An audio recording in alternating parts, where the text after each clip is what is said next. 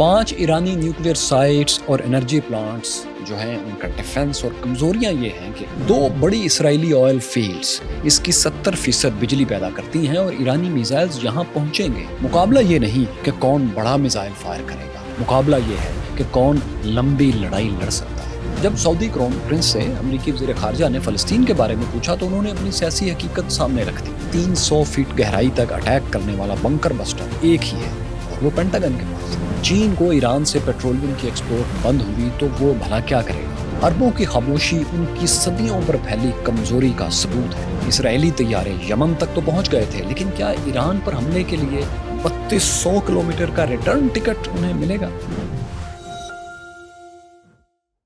कैसे हैं दोस्तों, मैं फैसल वड़ैच। इसराइली हुकूमत ने एक लंबी मीटिंग के बाद खबर जारी की है कि ईरान पर हमले का अभी कोई फैसला नहीं हो सका, लेकिन अब उन्होंने खबर में यह कहा है कि इसराइली वज़ीर आज़म के पास इख्तियार है कि वो किसी भी वक्त कैबिनेट को फ़ोन पर इत्तला देकर हमले का ऑर्डर कर सकते हैं। इस खबर का इस बात का मतलब ये बनता है कि फैसला ईरान पर हमले का हो चुका है, लेकिन इसराइल किसी खास तरफ से किसी खास इंटेलिजेंस का मुंतज़र है। इसके मिलते ही ईरान पर अटैक इसराइली वज़ीर आज़म के हुक्म से लॉन्च कर दिया जाएगा। इसमें यकीनन इसराइल कोशिश करेगा कि 2 ईरानी हमलों यानी 14 अप्रैल और 1 अक्टूबर वाले का बदला बड़ी तबाही से ले ईरान में बड़ी तबाही फैलाए। लेकिन इस जारी जंग के अल्टीमेट नतीजे का फैसला दोस्तों इस बात पर नहीं होना कि किसने किसकी बड़ी तबाही की है, बल्कि जीत उसकी होगी जो लंबी लड़ाई लड़ने की सलाहियत रखता होगा। ईरान इसराइल के मुकाबले में आबादी, जुग्राफी और वसाइल के एतबार से एक बहुत ही बड़ा मुल्क है। इसराइल उसके सामने बहुत छोटा है। मसलन आबादी के लिहाज से ईरान इसराइल से 9.3 टाइम्स बड़ा मुल्क है, 9.3 गुना बड़ा है, और रकबे के लिहाज से लैंड एरिया के हिसाब से 75 टाइम्स 75 टाइम्स ईरान इसराइल से बड़ा है। ईरान के अपने किसी हमसाया मुल्क के साथ लैंड डिस्प्यूट्स नहीं हैं, ज़मीनी लड़ाइयाँ भी नहीं हैं कोई बड़ी। इसे एग्जिस्टेंशियल थ्रेट भी अपने किसी हमसाये से नहीं है, जबकि इसराइल के चारों तरफ एक मुल्क भी ऐसा नहीं जो इससे हालते जंग में या दुश्मनी में या फिर सिर्फ अमेरिकी बिलियंस ऑफ डॉलर्स की इमदाद की वजह से फिलहाल खामोशी में न बैठा हो। ऐसे में इसराइल जो कि ईरान के खिलाफ एक वॉर ऑफ एट्रिशन, एक तवील जंग छेड़ चुका है और महाज खोल चुका है, तो आप इस बारे में चंद बातें ज़हन में रखें। पहली ये कि ईरान इराक से 8 साल की तवील जंग उस वक्त लड़ चुका है जब इसके पास वसाइल ना होने के बराबर थे। अभी इनकलाब आया ही था और इराक को अरब और वेस्टर्न पावर्स की मुकम्मल मदद हासिल थी। यह तवील जंग ईरान और इराक की वाज़ेह शिकस्त के बगैर ही इस तरह ख़त्म हो गई थी कि दोनों मुल्कों ने जंग से पहले पॉइंट्स पर वापस जाना कबूल कर लिया था। इराक उस वक्त के कमज़ोर ईरान पर हमला करने के बावजूद अपने दावा किए हुए इलाके वापस नहीं ले सका था, और यह भी हकीकत है कि ईरान ने इराक पर जवाबी हमले में भी कुछ हासिल नहीं किया था कि जिसे वो जीत कह सके। लेकिन इससे एक बात वाज़ेह हो गई थी कि ईरान एक लंबी जंग करने और उसके बाद खुद को कायम रखने में कामयाब हो सकता है। इस बार अगर इसराइल को ईरान के खिलाफ मुकम्मल फतह, कंप्लीट विक्ट्री, जैसा कि इसराइली प्राइम मिनिस्टर कहते हैं, वो हासिल करनी है तो इन्हें ईरान में कम से कम 5 जगहों को मुकम्मल ख़त्म करना होगा, और इसका रिजल्ट ये लेना होगा कि नंबर 1, ईरान कभी एटमी ताकत ना बन सके मुस्तकबिल में भी, और नंबर 2 ये कि ईरानी आयतुल्लाह रजीम को लोग मुस्तरद कर दें, ईरानी इनकलाब ले आएँ और ईरान लिबिया, शाम या लिबनान की तरह इंतशार में चला जाए, या फिर ईरान में इसराइल अमेरिका की मर्जी की एक हुकूमत, कठपुतली हुकूमत आ जाए। वही टेक्स्ट बुक जो कि कॉलोनियल पावर्स फ़लस्तीन से लेकर लिबिया तक अप्लाई कर चुकी हैं, वही ईरान पर भी अप्लाई करने जा रही हैं, ये उनका प्लान है। गो के ईरानियन आयतुल्लाह रजीम बहुत मकबूल रजीम ईरान में नहीं है, लेकिन कॉलोनियल टेक्स्ट बुक को अप्लाई करने के बाद जो अरब मुल्कों का हाल हुआ है उससे बेहतर कंडीशन में है। अब देखते हैं साथियों कि इस टेक्स्ट बुक के मुताबिक इस वॉर ऑब्जेक्टिव में इसराइल और अमेरिका कितने कामयाब हो सकते हैं। तो हम पहले वो 5 टारगेट्स देखते हैं जिन्हें हिट किए बगैर इसराइल फतह का दावा नहीं कर सकेगा, उसका ये ख्वाब पूरा नहीं होगा। इनमें पहले नंबर पर ईरान का फर्दो के इलाके में कायम सबसे अहम न्यूक्लियर पावर प्लांट है। ये उसके सबसे अहम और सबसे एडवांस न्यूक्लियर साइट है। दुनिया में समझा जाता है कि अगर ईरान एटमी ताकत बन चुका है या बनने के करीब है तो इसमें फर्दो एटमी प्लांट बुनियादी किरदार अदा कर रहा है और आगे भी करता रहेगा। इसे डिसमेंटल करना, तबाह करना या नकारा करना Israeli plus American military planning में ज़रूर होगा। वो इसके लिए स्पेशल यूनिट्स की तैयारी और ट्रेनिंग भी करते रहते होंगे। ऐसा हो नहीं सकता कि मिलिट्रीज ये काम ना कर रही हों, मगर ये प्लांट साथियों जिस अंदाज में बिल्ड किया गया है, बनाया गया है, इसे नाकारा या तबाह करने के लिए इसराइल को अमरीकी मदद हर सूरत चाहिए। क्योंकि फर्दो एटमी प्लांट उन शहर जो इनका मुकद्दस शहर है उसके बाहर सख्त पहाड़ी चट्टानों के नीचे 300 फीट यानी 90 मीटर की गहराई लगभग उसमें बनाया गया है। यानी एक तरफ ऊपर चट्टाने हैं और फिर 90 मीटर नीचे इसका वर्किंग प्लांट है और अहम एसेट्स हैं यहाँ। इसे तबाह करने के लिए इसराइल के पास जो अमरीकी 2 और 5,000 पाउंड्स के बंकर बस्टर बॉम्ब्स हैं वो काम नहीं करेंगे, क्योंकि ये बॉम्ब्स अपनी पूरी कैपेसिटी में भी 10 से 20 मीटर गहराई से ज़्यादा नहीं जा सकते। और हम बात कर रहे हैं 80 to 90 मीटर गहराई में, जहाँ फर्दो एटमी पावर प्लांट है और उसकी बेसिक इंस्टॉलेशंस हैं वहाँ। इसे तबाह करने के लिए इसराइल को अमरीकी साथ चाहिए और अमेरिका का एक ऐसा हथियार भी चाहिए जो सिर्फ अंकल साम ही के पास है और उसने अब तक इसराइल को नहीं दिया। ये खास नौइयत का हथियार बनाया ही ईरानी और शुमाली कोरिया के एटमी प्लांट्स और जंग के वक्त गहराई में बने हुए कमांड सेंटर्स को तबाह करने के लिए है। बाय द वे, ये हथियार है कौन सा? क्यूरियस फेलोज, ये बॉम्ब GBU यानी गाइडेड बॉम्ब यूनिट 57 है। उर्फ़े आम में इसे GBU 57 या मॉब 57 कहते हैं। ये बहुत गहराई तक जाने वाला गाइडेड बॉम्ब है जो इंटरकॉन्टिनेंटल मिसाइल से या फिर जहाज़ के ज़रिए फायर किया जाता है, B2 के ज़रिए। याद रखें साथियों कि अपनी इतनी ताकत के बावजूद एक कन्वेंशनल वेपन ही है ये, यानी इसके वॉरहेड्स में एटॉमिक वेपन फिट नहीं अभी तक हो सकता। थ्योरी में बात होती है, लेकिन प्रैक्टिकली ये अभी तक एक रवायती लेकिन तबाहकुन हथियार है। अमेरिका ने अभी तक ये ताकतवर बॉम्ब किसी मुल्क को फरोख्त नहीं किया, हालांकि इसराइल को अमेरिका अपनी टेक्नोलॉजी और हथियार फौरन ही फरोख्त या ट्रांसफ़र कर देता है, लेकिन अभी उसने इसराइल से इसे बचा कर रखा हुआ है। मॉब 57 बॉम्ब ऑन पेपर कितना ताकतवर है इसका अंदाज़ा आप यूँ लगाएं कि इसराइल एक साल से लिबनान और गज़ा पर 2 से 5,000 पाउंड्स के bunker buster, American bunker busters गिरा कर रहायशी बिल्डिंग्स को तबाह कर रहा है। इन बमों के ज़मीन से टकराने और इसमें धंस कर फिर फटने से जो खाको खून और आग की छतरी सी ज़मीन से फूटती है वो आपने देखी होगी, जिसके बाद पूरी बिल्डिंग ताश के पत्तों की तरह ज़मीन पर बिखर जाती है। तो ये 2 से 5,000 पाउंड वजनी बंकर बस्टर बॉम्ब्स करते हैं, मगर हम मॉब GBU 57 जिसकी बात कर रहे हैं ये 2 या 5 नहीं 30,000 पाउंड्स का बंकर बस्टर है। ये 200 फीट गहराई तक बंकर्स को तबाह कर सकता है। यानी इसराइल के पास जो 2 से 5,000 पाउंड के बंकर बस्टर्स हैं वो ज़्यादा से ज़्यादा नरम ज़मीन पर 100 फीट गहराई तक ऑन पेपर बंकर बस्ट कर सकते हैं। अभी चंद वर्ष पहले अमेरिकी मिलिट्री ने 30,000 पाउंड के मॉब 57 की एक वीडियो भी रिलीज़ की थी, जिसमें B2 स्टेल्थ बॉम्बर प्लेन से इन दोनों को लॉन्च किया गया था। 2 मॉब 57 जो हैं इन्हें रिलीज़ करते हुए दिखाया गया था। बहुत ज़्यादा स्लो मोशन में दिखाई गई इस वीडियो में बॉम्ब को एग्जैक्ट निशाने पर गिरते और ज़मीन के अंदर धंस कर फटते हुए दिखाया गया था। इसका मतलब ये था कि अमेरिका इस हथियार को तैयार करके, टेस्ट करके अपनी फ़ौज के हवाले कर चुका है, यानी अब ये इस्तेमाल के लिए रेडी है। लेकिन उस वीडियो को अगर आप गौर से देखें तो ये नरम ज़मीन को निशाना बना रहा है, ये चट्टानी सतह नहीं है। यानी ऑन पेपर इसकी सलाहियत 200 फीट गहराई तक बताई जाती है, कुछ इसे 300 भी कहते हैं, लेकिन ये सिर्फ बहुत नरम ज़मीन की बात है, आम सरफेस की, चट्टानी ज़मीन की नहीं।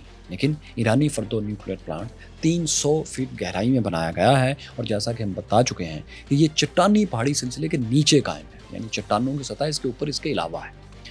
यहाँ तक एक मॉब 57 बंकर बस्टर का मार करना नामुमकिन है। हाँ, एक बात है, वो ये कि इसराइल ने अभी लिबनान में एक बंकर बस्टर में Hezbollah secretary general Hassan Nasrallah को निशाना बनाने के लिए एक तकनीक इस्तेमाल की थी। वो ये कि उसने एक ही जगह पर ऊपर तले कई बंकर बस्टर बॉम्ब्स हिट किए, जिससे वो उस गहराई तक पहुंचने में कामयाब हुए जहां हसन नसरुल्लाह और उनके साथी मौजूद थे जिस बंकर में, वहां तक। इसराइली इंटेलिजेंस का ख्याल होगा कि अगर अमेरिका मदद करे तो इसी तकनीक से ईरानी ज़ेरे ज़मीन प्लांट्स को भी, जो कि 300 फीट की गहराई तक हैं, उन्हें भी तबाह किया जा सकता है। अमेरिकी सदर के पास जो ब्रीफकेस होता है, जो हर वक्त उनके साथ एक शख्स ने उठाया होता है, और उसमें न्यूक्लियर कोड्स होते हैं, इसी में इस बम को फायर करने का ऑर्डर सिस्टम भी होता है और इस जैसे दूसरे। इसराइल जो मुसलसल अमेरिका को ईरानी पावर प्लांट्स पर हमले के लिए ब्लैकमेल कर रहा है, उकसा रहा है, तो उसकी वजह एक ये भी है कि उसके ख्याल में अमेरिका को मॉब 57 उसे दे देने चाहिए या ईरानी प्लांट्स पर उसके कहने के मुताबिक बारिश कर देनी चाहिए, क्योंकि उसके ख्याल में ये बेहतरीन वक्त है।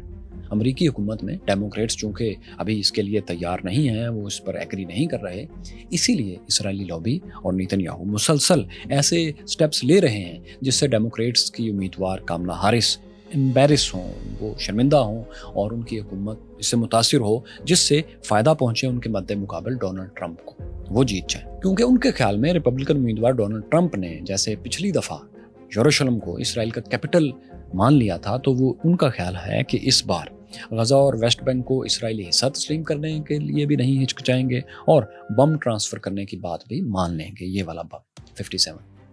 डोनाल्ड ट्रंप जैसे सुपरमिस्ट को कायल करना और घमंडी इंसान को जिसका कि इन्वेस्टमेंट एक मसला है, इसराइल के लिए ज़्यादा मुश्किल नहीं है। वैसे भी डोनाल्ड ट्रंप फैमिली इसराइल में वाकई मिलियंस ऑफ डॉलर्स की इन्वेस्टमेंट कर रही है। यरूशलेम और तल अबीब में होटल्स और कुछ दूसरे प्रोजेक्ट्स हैं जहां की खबरें आ रही हैं कि 7 अक्टूबर से पहले इनकी प्लानिंग हो चुकी थी और अब भी इसको वो कंटिन्यू करेंगे। इसराइली लॉबीज़ इसमें उन्हें सपोर्ट कर रही हैं, मतलब उनका एक वेस्टेड इंटरेस्ट रिपब्लिकन उम्मीदवार का इस मामले में आ जाता है। तो इसीलिए इसराइल को उम्मीद है कि डोनाल्ड ट्रंप ज़्यादा कॉम्प्रोमाइज़ हैं और वो उनकी बात मान लेंगे। तो खैर, हम बात कर रहे थे कि वो कौन सी ईरानी साइट्स हैं जिन्हें तबाह करने से इसराइल और अमेरिका अपने आप को फातह का टाइटल दे सकते हैं कि हाँ, हमने ये जंग जीत ली। जिनमें से अभी हमने सबसे अहम फर्दो प्लांट की बात की है, न्यूक्लियर इनरिचमेंट प्लांट की। इसके बाद साथियों, ईरान की दूसरी सबसे अहम फैसिलिटी नतंज इनरिचमेंट प्लांट है। ये ईरानी कैपिटल तेहरान के साउथ में, जुनूब में है। फर्दो के बरक्स ये वो जगह है जहाँ इसराइल और अमेरिका के लिए हमला करना और इसको निशाना बनाना कदरे आसान है, क्योंकि ये मुकम्मल तौर पर ज़ेर ज़मीन नहीं है।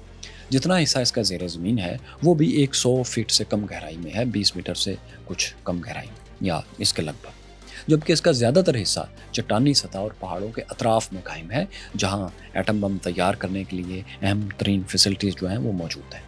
जैसा कि रिपोर्ट्स के मुताबिक यहाँ हज़ारों सेंट्रीफ्यूजेस हैं। ये ईरान की सबसे बड़ी यूरेनियम इनरिचमेंट फैसिलिटी है।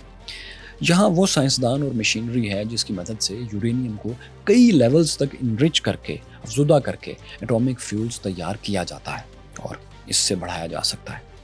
अब साथियों, ये ईरान का एक कदरे वीक पॉइंट है। अगर इसे इसराइल तबाह कर देता है तो समझें ईरान का एटमी प्रोग्राम कई साल पीछे चला गया।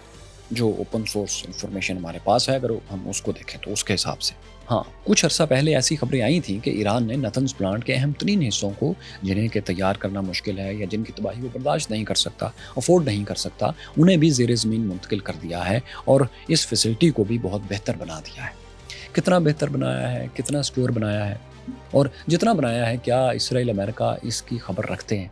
ये जाहिर है हम नहीं जानते, मगर ये जानते हैं कि सैटेलाइट इमेजेस में इस फैसिलिटी का एक बहुत बड़ा हिस्सा ज़मीन के ऊपर नज़र तो बहरहाल आता है। तो ये साथियों फर्दों की निस्बत ईरान का एक वीक पॉइंट है। इन दो के बाद बाकी जो 3 अहम तरीन न्यूक्लियर लिंक्ड साइट्स हैं, इनरिचमेंट साइट्स हैं, इससे रिलेटेड दूसरी साइट्स हैं, उनमें असफहान का न्यूक्लियर टेक्नोलॉजी सेंटर है, एक अरग का हैवी वाटर रिएक्टर है और तीसरा पार्चन मिलिट्री कॉम्प्लेक्स है। इन तीनों सेंटर्स का बड़ा हिस्सा कई 100 फीट गहराई में हरगिज़ नहीं है, बहुत कम गहराई में है या फिर ज़मीन के ऊपर ही है। मगर ऐसा नहीं है कि ये हमलों के लिए खुले हैं। फर्दो समेत तमाम न्यूक्लियर साइट्स, ये 5 न्यूक्लियर साइट्स जो हैं, इसकी फैसिलिटीज़ जो हैं और सेंटर्स जो हैं, ये वेल डिफेंडेड है। बहुत अच्छे तरीके से इनका डिफेंस है और मल्टी लेयर्ड सिस्टम के साथ है। इस डिफेंस सिस्टम में एक रशियन 300 एयर डिफेंस सिस्टम है जो पूरे मुल्क में और ख़ास तौर पर नतंज इनरिचमेंट फैसिलिटी के लिए इंस्टॉल्ड है। S-300 Russian system high speed fighter jets और मिसाइल्स को तबाह करने की सलाहियत रखता है। इसके बाद फिर ईरान का अपना बनाया हुआ लॉन्ग रेंज B373 सिस्टम है। ये भी on paper Russian S-300 defence system के बराबर ही है। हाँ, ईरान का एक और सिस्टम भी है, खरदात। ये पूरी सीरीज़ है। ये वो सिस्टम है जिसने 2019 में एक कहा जाता है कि एक अमेरिकी ग्लोबल हॉक ड्रोन को गिराया था। अमेरिका ने तस्लीम भी किया था कि उसका ये ड्रोन गिराया गया है। तो ईरान का कहना था कि उसने अपने सिस्टम के ज़रिए से गिराया। तो ये खरदात सिस्टम की एक पूरी सीरीज़ है ईरान के पास और ये भी इसने खुद तैयार किया है। इसे वो कहीं भी इंस्टॉल कर सकता है। ये एक मोबाइल डिफेंस सिस्टम है। किस्सा मुख्तसर दोस्तों, ईरान के पास दुनिया का बेहतरीन तो नहीं लेकिन एक मुनासिब हद तक अच्छा और कारआमद एयर डिफेंस सिस्टम मौजूद है। इस सिस्टम के पीछे डिफेंस के साथ जवाबी हमले की जो ईरान के पास सलाहियत है वो इसे मज़ीद ताकतवर बना देती है। यानी अगर इसराइल या अमेरिका किसी वक्त ईरानी साइट्स पर कन्वेंशनल अटैक कर देते हैं, यानी मिसाइलों या जहाज़ों से अटैक करते हैं, फाइटर जेट्स से, तो ईरानी जो सैकड़ों मिसाइल्स फायर करेंगे, उन्हें मुकम्मल तौर पर रोकना इसराइली डिफेंस सिस्टम के बस की बात नहीं होगी।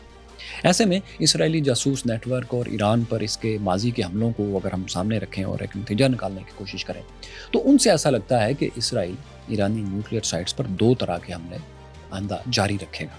एक नॉन कन्वेंशनल यानी साइबर अटैक्स वो करता रहेगा, जैसा कि 2010 में एक बहुत बड़ा एक स्पाईवेयर, एक मैलवेयर अटैक हुआ था ईरानी न्यूक्लियर साइट्स के कंप्यूटर में, और वायरस का अटैक हुआ था और 1000 सेंट्रीफ्यूजेस 5000 में से इसराइल ने तबाह कर दिए थे। गो कि उसने इसको कबूल नहीं किया, लेकिन सब जानते हैं कि जितनी सोफिस्टिकेटेड ये एक्टिविटी थी और जितना सोफिस्टिकेटेड अटैक था, इसे कोई स्टेट ही कर सकती है। फिर 2020 का नतंज हमला भी आपके जहन में ज़रूर होना चाहिए, जिसमें कि इसराइल ने किसी मोल के ज़रिए, किसी जासूस के ज़रिए वहाँ एक तबाही करवाई थी और आग कई दिन ईरानी प्लांट में लगी रही थी।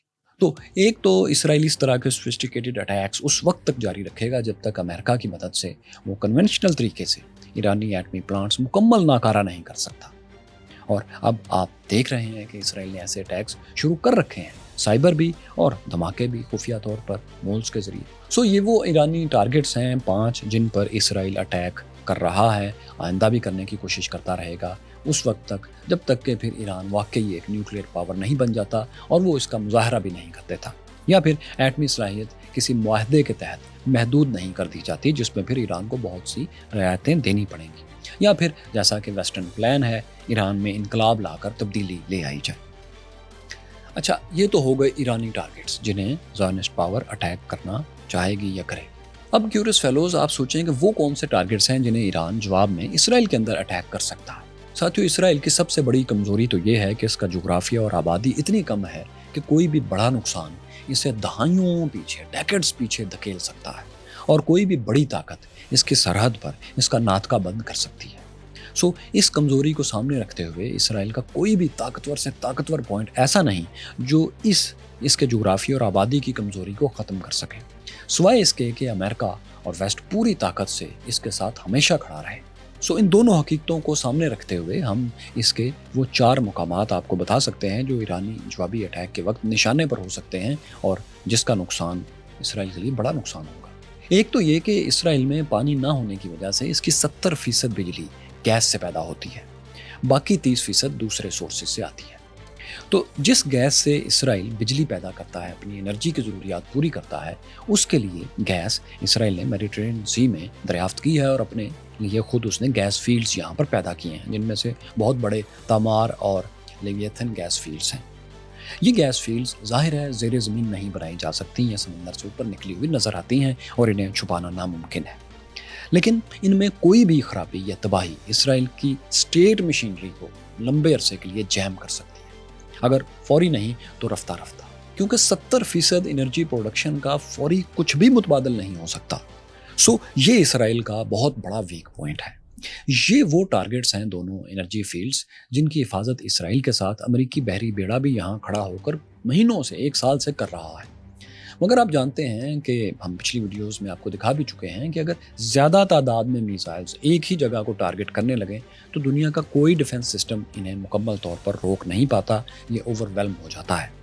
सो ईरान के लिए ये टारगेट्स बहुत अहम हैं और निस्बतन सॉफ्ट हैं, लेकिन इसे इसकी भारी कीमत भी देना पड़ेगी, नंबर्स ऑफ मिसाइल की सूरत में पहले और जवाबी अटैक्स को रोकने की कोशिश में या नाकाम कोशिश में फिर। दूसरा अहम तरीन टारगेट इसराइल के लिए तल अबीब का बिन गोरियन एयरपोर्ट होगा, जिसके निशाना बनने की सूरत में लंबे अरसे के लिए इसराइली एविएशन सिस्टम को नाकाबिल इतलाफी नुकसान पहुंचेगा। फिर तल अबीब चूँकि इसराइल का इकोनॉमिक हब है, इसराइल का सबसे ज़्यादा इन्वेस्टमेंट अट्रैक्ट करने वाला शहर है, दुनिया में 30वां सबसे ज़्यादा इसको माना जाता है, तो इसकी तबाही से बिजनेस एक्टिविटीज़ लंबे अरसे के लिए इसराइल में रुक सकती है। साथ ही तल अबीब चूँकि बहुत ज़्यादा आबादी वाला और तरक्की याफ्ता शहर है, यानी इसके पास खोने के लिए, इसके पास बहुत कुछ बचाने और खोने के लिए है, इसलिए ये भी ईरानी टारगेट्स में टॉप लिस्ट पर होगा अगर इसराइल ने ईरानी शहरों पर अटैक किया तो। आप देख ही चुके हैं कि यमन से और लिबनान से कुछ मिसाइल्स तल अबीब गिर भी चुके हैं, यानी इसका डिफेंस सिस्टम इसराइल में सबसे अच्छा होने के बावजूद यहाँ लिबनान और यमन के बॉम्ब्स और मिसाइल गिर चुके हैं, तो ज़ाहिर है ईरान के पास उनसे थोड़ी बेहतर सलाहियत है। اس کے بعد ساتھیوں آپ کو بتائیں کہ اسرائیل اردن اور مصر کو گیس ایکسپورٹ بھی کرتا ہے اور مصر سے امپورٹ بھی کرتا ہے مختلف قسم میں۔ تو یہ فیسلٹیز حائفہ میں جو اسرائیل کا ناردرن سٹی ہے، شمال میں ہے، اس کے ویسٹ میں میڈیٹرینین سی میں ہے، یہاں ہی اس کی آئل ریفائنریز ہیں اور یہ بھی اس کی اکانومی اور انرجی کی لائف لائنز ہیں۔ اسی طرح اس کے جنوبی صحرا میں، ساؤدرن پارٹ میں، نجیب ڈیزرٹ میں اس کی نیوکلیر اور ملٹری فیسلٹیز ہیں۔ اس سال کے شروع میں 14 اپریل والے حملے میں ایران دکھا چکا ہے کہ وہ اس نجیب ڈیزرٹ کی سائٹس پر میزائل گرا سکتا ہے، کیونکہ اس نے گرائے تھے۔ گو کہ یہ صرف نمائشی میزائل تھے، لیکن ڈیزرٹ میں ملٹری بیسز پر گرے تھے اور اپنے ویٹ سے جو نقصان پہنچا سکتے تھے پہنچا گئے تھے۔ ابھی 1 اکتوبر کے حملے میں بھی ایسی خبریں ہیں کہ اسرائیل کے کچھ جہاز یہاں پر تباہ ہوئے ہیں۔ یہ وہ چوتھا ٹارگٹ ہے جو ایران کا ہو سکتا ہے۔ اس سب کے بعد جو اصل میں چیز اسرائیل اور ایران کے درمیان فرق کرتی ہے وہ یہ ہے کہ ان میں سے لمبی جنگ کی صلاحیت کس کے پاس ہے۔ تو یہ وہ اہم پوائنٹ ہے جہاں ایران کے پاس اسرائیل سے تھوڑے زیادہ نمبر ہیں۔ اسرائیل کی ٹیکنالوجی اور جاسوسی کا مقابلہ، موساد کا مقابلہ، اور اس کے ساتھ امریکن اور ویسٹ کی جو ٹیکنالوجی اور ان کا سپائی سسٹم آتا ہے اس کا مقابلہ ایرانی ٹیکنالوجی اور انٹیلیجنس کے بس کی بات ہرگز نہیں۔ کم از کم اب تک کی تاریخ تو یہی ثابت کرتی ہے۔ ہاں، ریزیلینس میں، لانگ وار میں، اسٹریٹجک پیشنس میں ایران کا کوئی مقابلہ نہیں۔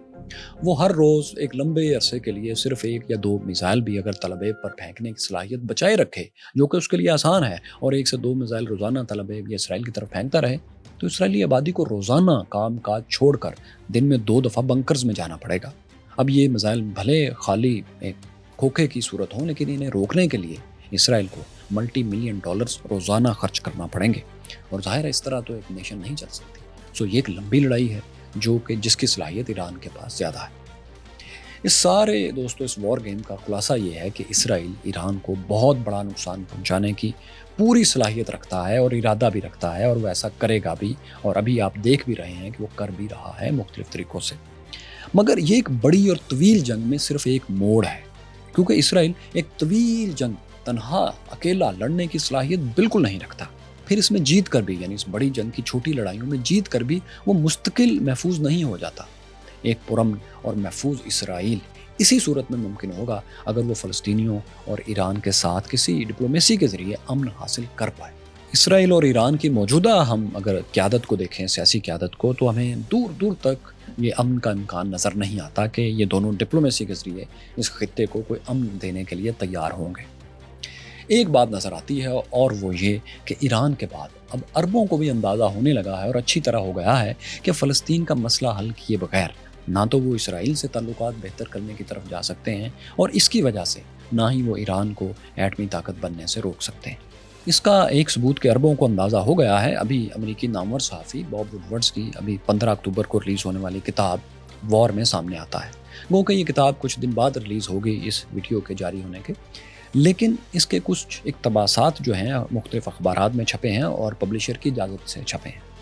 ان میں یہ واقعہ ہے کہ امریکی سیکرٹری آف اسٹیٹ بلنکن نے ایک ملاقات میں سعودی کراؤن پرنس، جو کہ وہاں کے اب حکمران ہی ہیں، ولی عہد محمد بن سلمان سے پوچھا کہ کیا وہ اسرائیل سے تعلقات کو فلسطین کی آزادی سے جوڑ رہے ہیں، کہ جب تک فلسطین کی آزادی کی کوئی راہ نہیں نکلتی یا فلسطینیوں کے لیے امن قائم نہیں ہوتا وہ اسرائیل سے تعلقات نارمل نہیں کریں گے، کیا یہ صورتحال ہے؟ اس پر سعودی ولی عہد نے کہا، سوال یہ نہیں کہ میں کیا چاہتا ہوں، سوال یہ ہے کہ کیا اس کے بغیر کوئی راستہ ہے؟ میرے خیال میں نہیں ہے، یہ MBS نے کہا۔ یعنی فلسطینیوں کی آزادی کی کسی واضح صورت کے بغیر سعودی عرب اسرائیل سے تعلقات قائم کرنے کا اب نہیں سوچ رہا، کیونکہ عرب لیڈرز اور سعودی عرب خاص طور پر جان چکا ہے کہ بادشاہ ہوتے ہوئے بھی اپنی عوام کی خواہشات کو بالکل نظر انداز کرنا کسی صورت ممکن نہیں۔ اس سے بادشاہت کمزور ہوتی ہے، یا کم از کم عوام میں وہ افراد پھر مقبول ہونے لگتے ہیں بادشاہ کی جگہ جو بادشاہ پر تنقید کرتے ہیں، حکمرانوں کے خلاف ہوتے ہیں، کیونکہ وہ بھی تو طاقت کے کھیل میں حصے دار ہوتے ہیں۔ ساتھیوں، اسرائیل کے ایران پر کسی بھی حملے سے پہلے ایرانی پریزیڈنٹ اور رشین پریزیڈنٹ کی ایک ملاقات ترکمانستان میں ابھی ہوئی ہے۔ چین سے ایران کے رابطے بھی ہوئے ہیں، کچھ خفیہ بات چیت بھی ہوئی ہے۔ یہ ملاقات اور رابطے اس لیے اہم ہیں کہ چین تو ایران کی گیس ایکسپورٹس کا 90% لیتا ہے، یعنی چین اپنی ضروریات کا 90% نہیں، لیکن ایران جو بھی ایکسپورٹ کرتا ہے گیس، اس کا 90% چائنا کی طرف جاتا ہے۔ کسی بھی جنگ کی صورت میں چین معاشی نقصان اٹھا سکتا ہے، کیونکہ اس کو گیس کی سپلائی بند ہو جائے گی۔ تو یہ اس کا ایک چائنا کا کنسرن ہے۔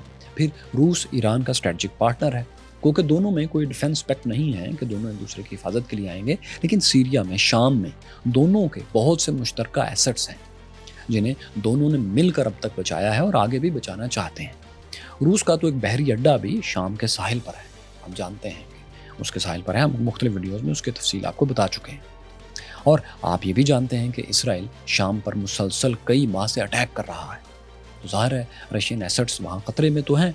सो दोनों का, यानी रूस का और ईरान का, एक गैर एलानिया अलायंस बनता है और वो है शाम में, कम अज़ कम है। सो सवाल ये पूछा जा रहा है कि रूस और चीन ईरान की मदद को आएंगे।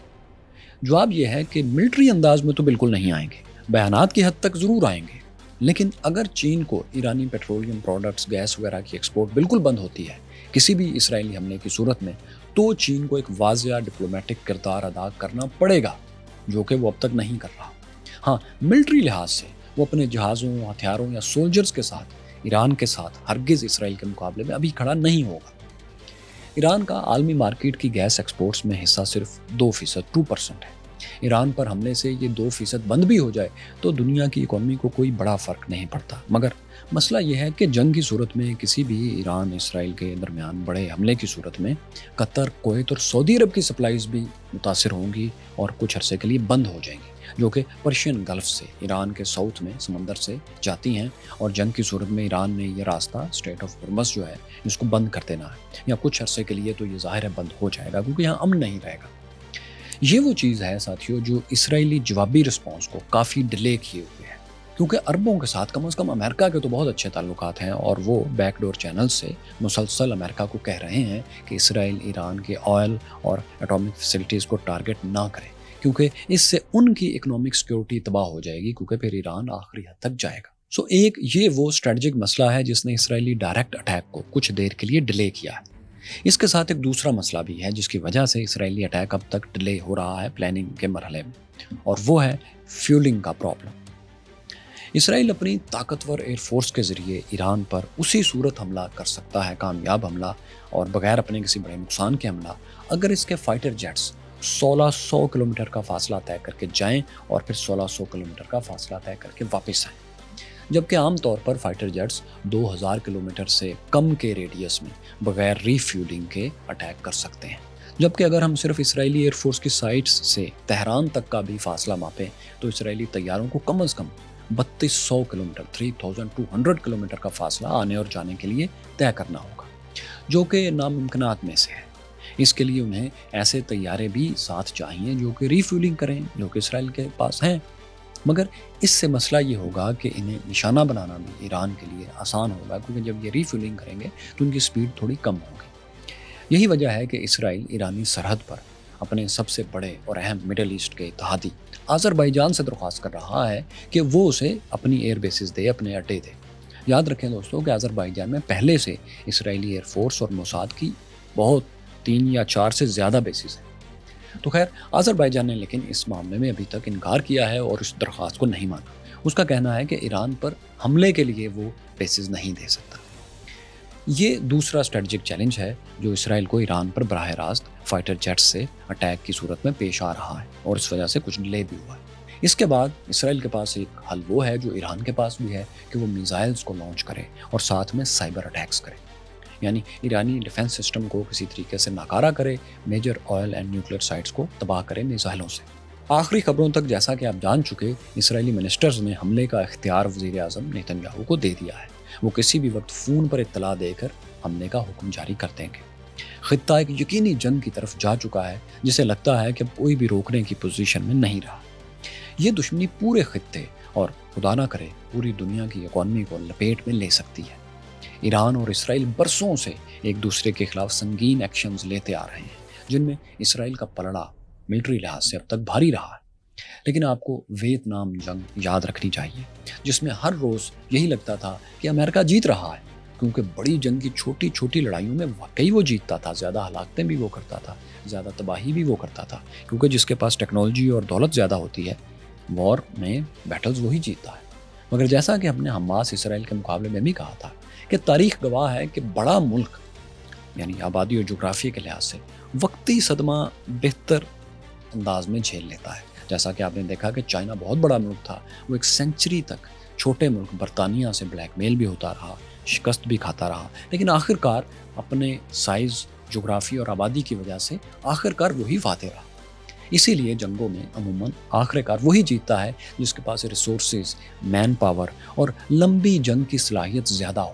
ہم نے ایران اور اسرائیل کی 50 سال پر پھیلی خفیہ لڑائیوں پر ایک ویلاگ بنایا تھا، اگر آپ نے نہیں دیکھا تو آپ یہاں دیکھیں تاکہ آپ کو اس کانفلکٹ کا بہتر اندازہ ہو۔